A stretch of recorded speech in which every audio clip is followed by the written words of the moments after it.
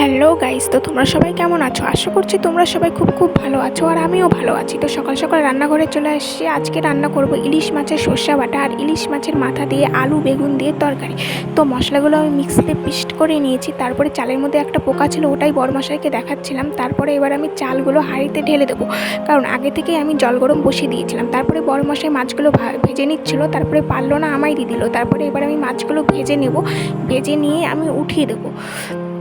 আর যা গরম পড়ছে, আমি প্রত্যেকটা দিন সকালেই রান্না করে নিই, তাহলে ঝামেলা ছুটি হয়ে যায় আর রান্নাঘরে ঢুকতেও হয় না। তো এবার আমি মাছগুলো উঠিয়ে নেবো। উঠিয়ে নেওয়ার পর আমি একটা বাটিতে একটু মাছের তেলও উঠিয়ে নেবো, কারণ আমাকে ইলিশ মাছের তেল দিয়ে ভাত খেতে সবথেকে বেস্ট লাগে। তো আমি তেল উঠিয়ে রেখে দেবো। তো সবগুলো মাছ উঠিয়ে নেবো। এবার আমি উঠিয়ে নেওয়ার পর এবার আমি মাছের মাথাগুলো আমি ভেজে নেবো। তো এবার মাছের মাথা আমি দিয়ে দেবো, দিয়ে দেওয়ার পর ভেজে নেবো, ভেজে নিয়ে উঠিয়ে নেবো। তারপরে আমি মশলা কষে ঝোল দিয়ে দিয়েছিলাম, ওই ভিডিওটা আমি করিনি।